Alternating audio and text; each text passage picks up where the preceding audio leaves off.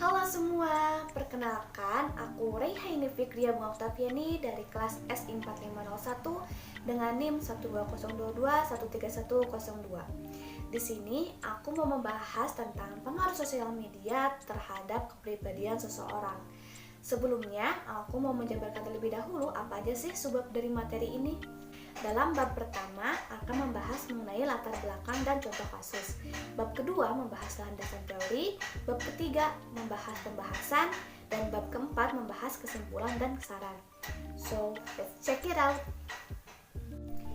Oke, yang pertama ini kita membahas latar belakang.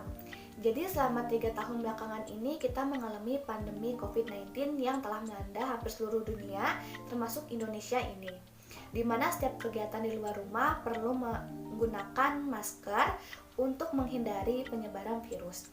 Tetapi kalian ngerasain gak sih kalau memakai masker ini membuat kita bingung untuk melihat orang lain? Seperti, ini siapa ya? Aku lupa. Atau, oh maaf, salah orang. Nah, karena sulitnya mengenali orang lain, ada pihak yang tidak bertanggung jawab melakukan verbal bullying. Contohnya, oh orang ini kalau dibuka maskernya pasti begini, pasti begitu. Hal ini menyebabkan rusaknya mental seseorang. Jadi adanya COVID-19 ini bukan hanya berpengaruh pada kesehatan jasmaninya saja, tetapi pada kesehatan mentalnya juga. Aku pakai Suli X Member FX sebagai contoh kasus dalam materi ini. Jadi Suli yang bernama asli Choi Jinri ini merupakan artis dari Korea Selatan yang terkena depresi akibat cyberbullying yang dialaminya di sosial media sehingga dirinya memutuskan untuk bunuh diri. Suli adalah aktris yang cantik, yang ceria, dan selalu tersenyum dimanapun ia berada. Ia dekat dengan banyak sekali aktor dan aktris karena sikapnya yang humble dan friendly. Namun ternyata di balik itu semua masih saja ada orang yang memandang buruk dirinya. Suli menghadapi cyberbullying ini karena netizen K-pop menuntut kesempurnaan dalam sikap dan perilaku, mulai dari kondisi tubuhnya yang dibilang tidak proporsional, hubungan percintaannya, sampai gaya busana.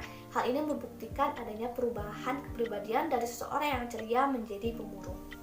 Sekarang kita masuk ke bab 2. Kalian pasti udah gak asing ya apa itu sosial media, jadi aku jelasin lagi. Menurut Andreas Kaplan dan Michael Henlein bahwa media sosial adalah sebagai bentuk suatu kelompok aplikasi berbasis internet yang membangun di atas dasar ideologi dan teknologi yang memungkinkan penciptaan dan pertukaran user-generated content. Selanjutnya, apa itu cyberbullying? Menurut Hidayat, kalau cyberbullying ini adalah tindakan yang dilakukan oleh seseorang atau sekelompok orang terhadap seseorang melalui teks, foto, atau video yang cenderung merendahkan dan melecehkan. Nah, karena adanya cyberbullying, maka seseorang bisa merasakan itu penyakit mental. Menurut Berry, bahwa penyakit mental adalah penyakit yang melibatkan gangguan pada fungsi otak yang menyebabkan perubahan kepada proses pemikiran, perasaan, dan tingkah laku seseorang yang mengakibatkan gangguan untuk menjalani aktivitas keseharian dengan baik. Terakhir yang ada dalam judul materi yang aku buat, yaitu kepribadian. Jadi, menurut Sarmehon, kepribadian adalah representasi keseluruhan profil atau kombinasi karakteristik serta keunikan secara alami dari seseorang sebagai reaksi dari interaksi dengan orang lain. Yuk kita masuk ke pembahasan. Nah, penggunaan media sosial saat ini sangat tinggi di Indonesia karena terhitung adanya pandemi COVID-19 sehingga kebanyakan masyarakat menggunakan sosial media. Mau tidak mau ya menggunakan sosial media. Menurut YouReport-In yang bisa dilihat dari data di samping, bahwa pengguna tertinggi terjadi di rentang umur 20-24 tahun, di mana itu merupakan masa-masa muda. Dan kebanyakan yang menggunakannya adalah laki-laki dengan persentase 61% dibanding wanita.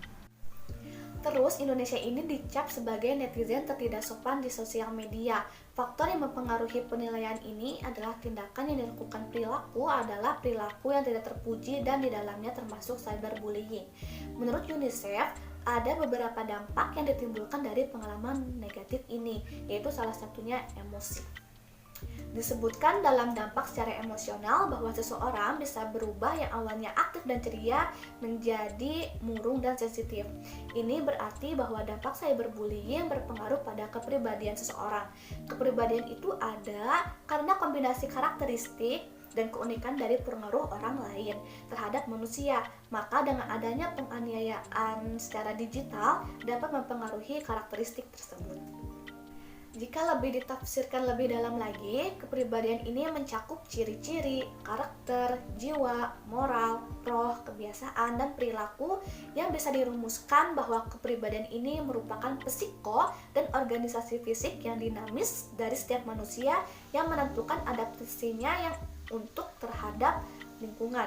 Ada beberapa gejala yang terlihat jika seseorang terkena cyberbullying yang berpengaruh pada kepribadian karena merasa ada trauma yang ada pada dirinya, seperti sering merasa sedih, takut, khawatir, perubahan mood yang drastis, kehilangan kemampuan untuk berkonsentrasi, paranoid, serta delusi dan halusinasi, tidak tertarik dan tidak memiliki motivasi untuk melakukan banyak hal, mudah marah atau sensitif, serta mudah menangis, bahkan berpikir untuk bunuh diri.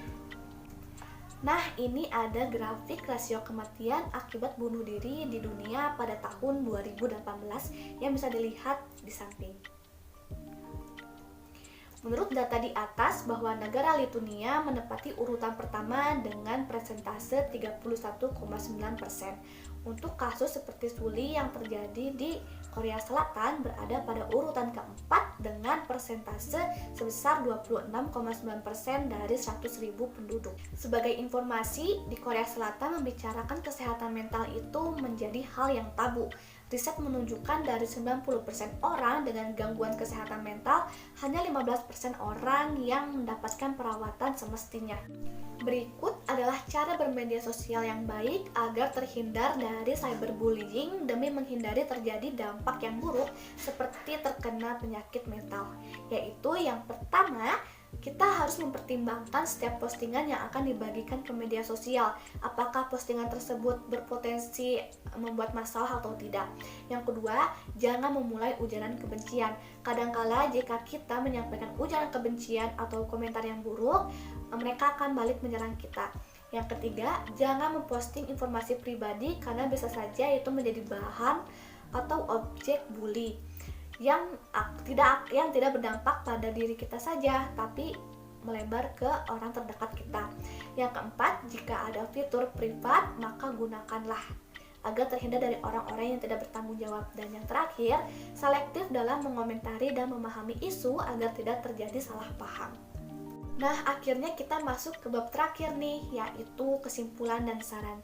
Jadi kesimpulannya bahwa dampak dari COVID-19 ini selain berpengaruh pada kesehatan jasmani, tetapi juga berpengaruh pada kesehatan mental seseorang. Cyberbullying ini secara terang-terangan merusak kesehatan mental. Terjadinya perubahan kepribadian merupakan gejala akibat dari dampak cyberbullying ini.